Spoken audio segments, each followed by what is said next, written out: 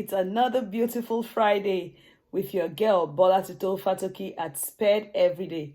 I am so excited to be with you today, and of course, yeah, kudos to all my subscribers, both the new and the old, and to you watching me for the first time today.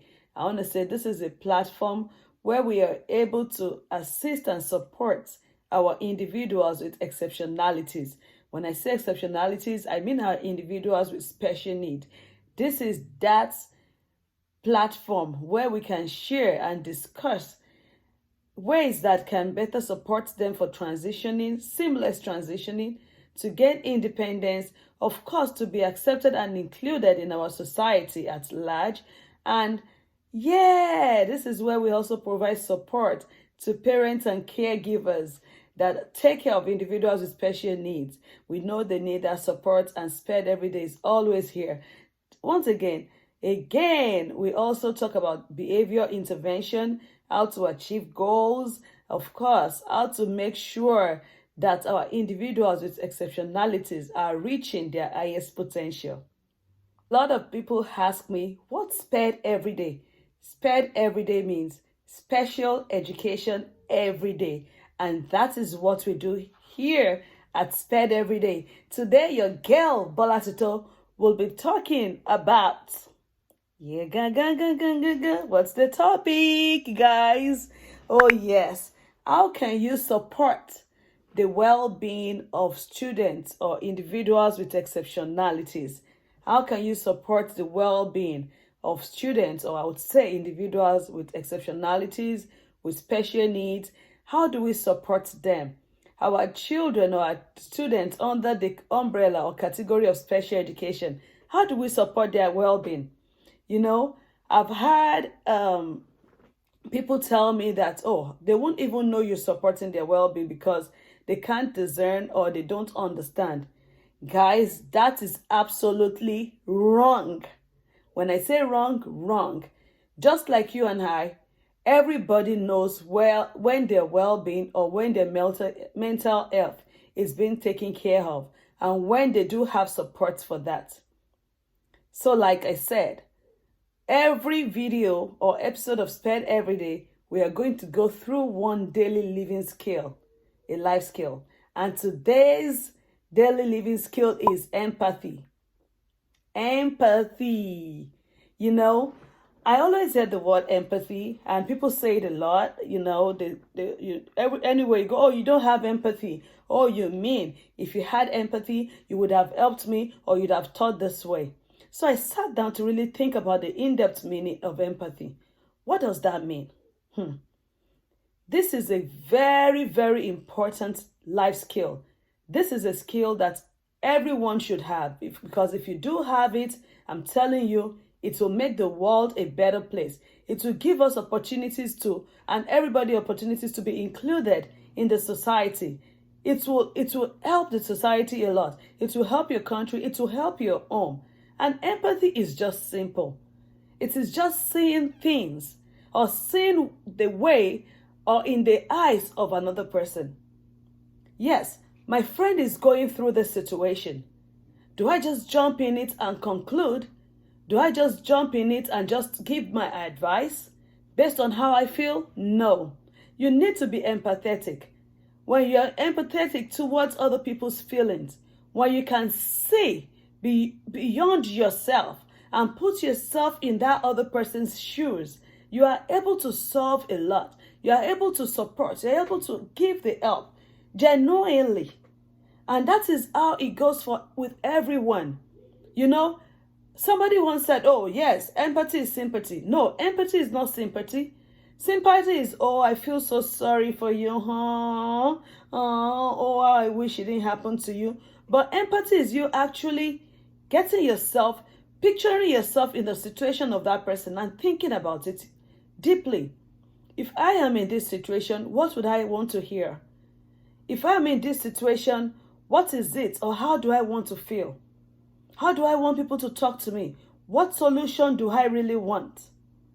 You know, now this like when looking back at a lot of experiences in life, I now, like when you don't know things, You know, I've heard people, oh, they are maybe lost a loved one, you know, and you've given so much advices, you know, spending 1 hour, 2 hours on the phone trying to talk to them about, oh, it is well, this is going to be good, this is going to be bad, this is going to be oh, this is going to be better. You know, all those advices, I call them unsolicited advices. Until I lost a very precious one. And every phone call to me, every phone call of quoting the Bible, saying this, talking that, trying to advise me, telling me how to feel, didn't go well with me. Because at that point, at that time, all I needed was somebody to just feel themselves in my shoes. And, you know, to some people, that may be what they need. So that is why when you're empathetic, you know who you're dealing with, you know who you're talking to, and you understand the feeling of that person, and you can align yourself and put yourself in that person's feelings. And this helps a lot.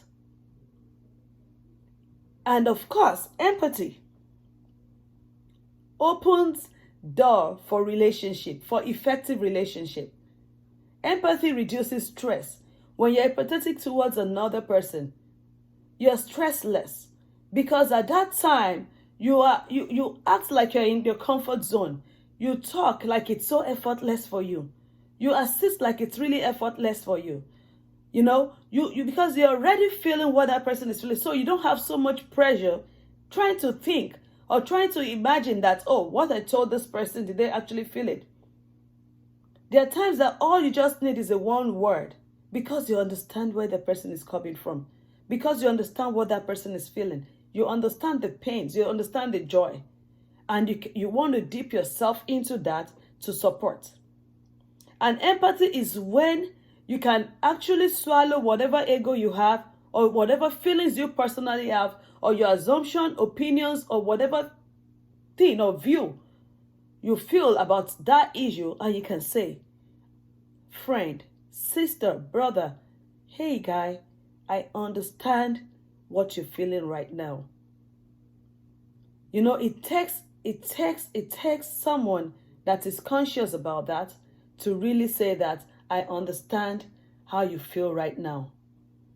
I know you're frustrated and angry. I know you feel bad about this. I know you feel this way, and I would have felt that if I were in the same situation like this.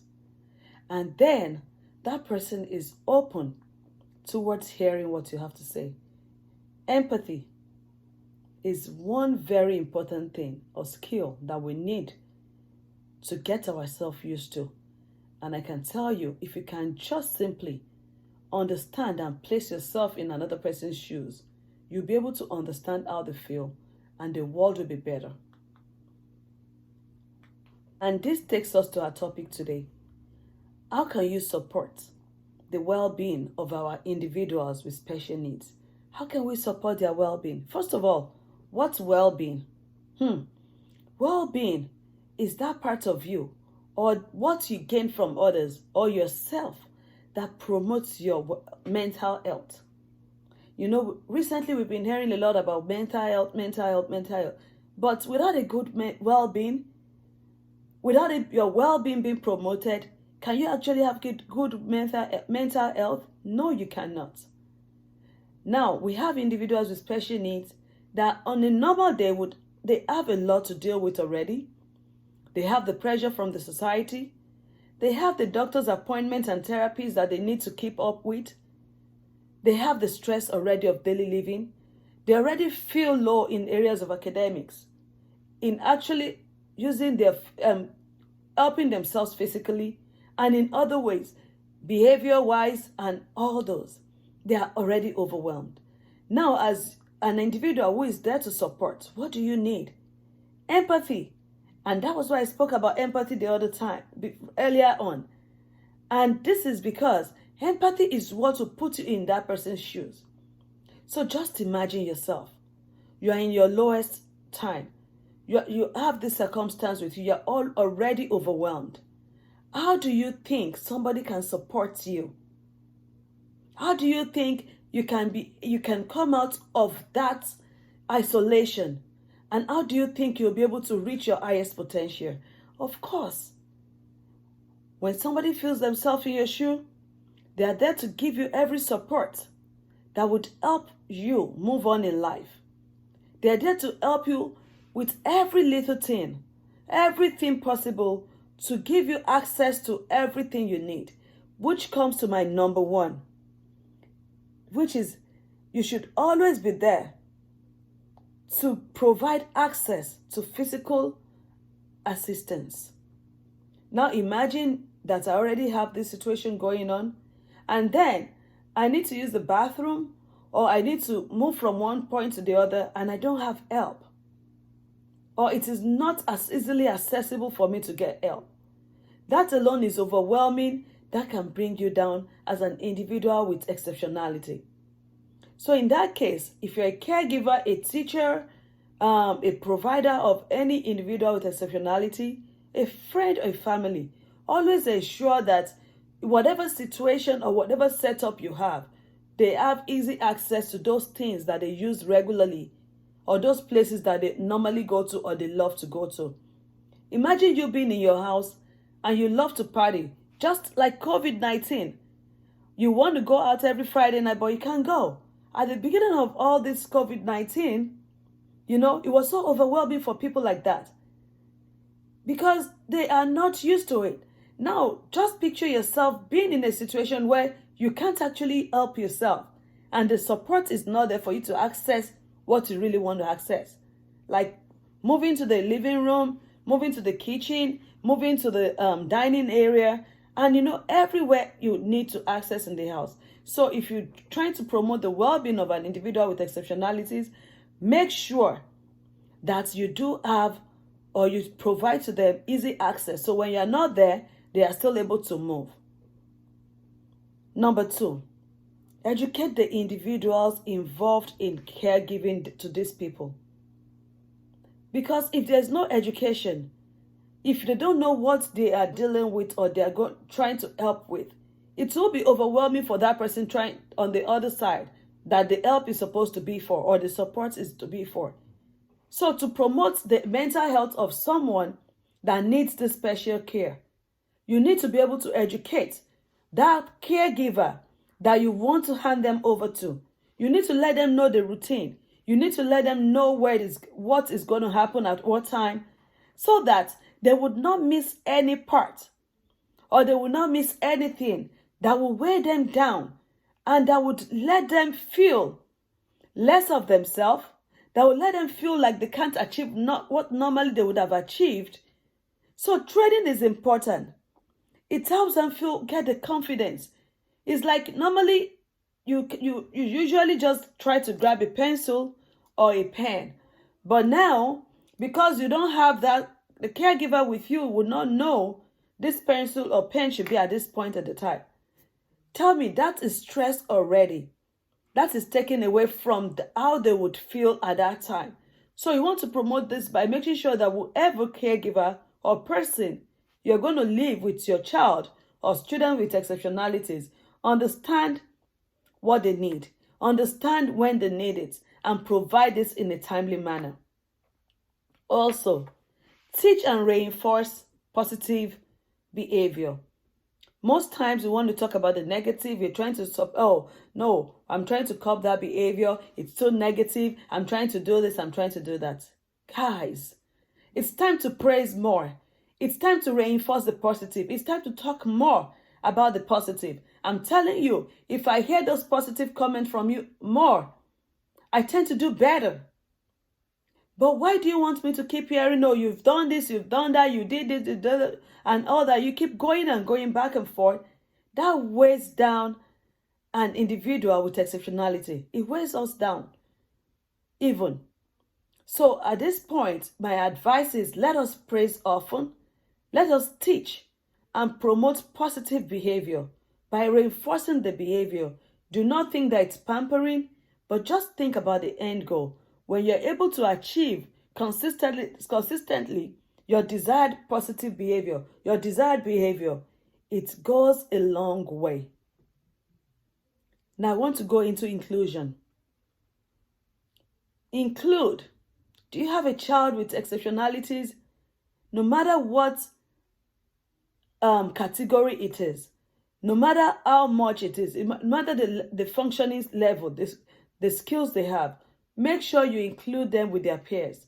Make sure you let them be included with other activities with families and friends to the best of their ability. Inclusion doesn't mean that, oh, because they can't hold this, they can't do this. Why don't you do hands over hand? You may think they cannot express. Some of them that are non-verbal, that cannot express, I want to join, or I want to do this, or I want to hold that. Deep inside them, they do understand that this person is showing genuine care, and this person is trying to help me, in this game. And just even if they cannot express, they feel it inside. They get it inside, and they feel part of the group. So if you have any child that is non-verbal or cannot communicate, is unable to move physically, and they're in your classroom, or they're in your home, or they're family, you have a birthday party, include them. It's nothing wrong. You can do hands over hands with them. Yeah, he's on a wheelchair. Yeah, guys, roll the wheelchair with them. When others are running, push them on that chair and let them run with them. And that is support. And that is them doing activities with other peers and other family members or groups that they belong to. Also, another important factor thing to know is to create a positive environment. Nothing thrives in a negative environment. Everybody can feel when there's tension. Everybody can feel when you're complaining too much. Everybody can feel when you're stressed out or stressed out. If you know you're stressed, excuse yourself from this individual and let somebody handle them or take care of them at that moment. Because remember, we want to be consistent with our behavior all the time so that it can help them, it can impact them positively, especially the non-verbal ones, or our individuals with exceptionalities that do have learning disabilities, intellectual disabilities. We want to be able to show them positivity all the time. Just a little negative will go and take them back many, many steps away. So we need to really be careful when we are doing this. Also, we need to encourage independence. If you don't try it, you never will know the highest potential your child can reach or your student can reach. Encourage independence. Let them try. Push them. Set a high standard. When somebody believes so much in something, they give it all that they have. They push through. So as you are pushing through, believing in them, believing that they can do this, inside, mentally, they feel this joy that, oh, I am being believed in and I want to push further. So set the standard for success. Set the standard for independence. Set the standard that you know they can do it and praise those standards and encourage that standard and do and give more for them to be able to reach their highest potential. Of course, because that would, giving them a perfect well-being, will promote their good mental health and give them confidence to try and feel protected while they aspire and flourish in their academic journey. So this we want to help them achieve. And I hope all of us listening and watching me today will be able to pick 1 or 2 points from this and include it in what we've been doing together. And if you have been doing all of this together, I know it's time to share. Yes, you've been doing the right thing and you can share it. You've been right all along. So why don't you join the SPED Everyday team and let's share this video. Thank you again for watching me. It's been a pleasure, and I want to say again, please share this video. Let those that need it watch it and let us better our society. You never know who needs this information. So don't be scared of sharing. Just like you share jokes and all that, this is important. Let's make our society a very better place to live, especially for our individuals with exceptionalities. It is called inclusion. And with inclusion, the world is safer, better, and everybody works as a team. Again, thank you for watching. It's your girl, Bola Tito. And what have I spoken about today? Guys, empathy. Put yourself in my shoes. I'm going to put myself in your shoes and understand and feel you. And that is how we all can achieve together and be successful together. Thank you. See you next Friday, guys. Enjoy your weekend and tell me, what are your plans? Yeah, I know what one of them is. It is to watch this video. Of course, for you to be listening to this right now, you finished watching the video. So now it's time to go with your plan number 1 for the weekend. Subscribe to this YouTube channel. Give a comment, feedback, suggestions, questions. You can also email me at spedeveryday@gmail.com. And then the next plan is to share this video while you click on the notification bell. I'll see you next week, guys. I love you all, and I'm so happy and glad that you're part of the Sped Everyday family. Have a good weekend. Bye.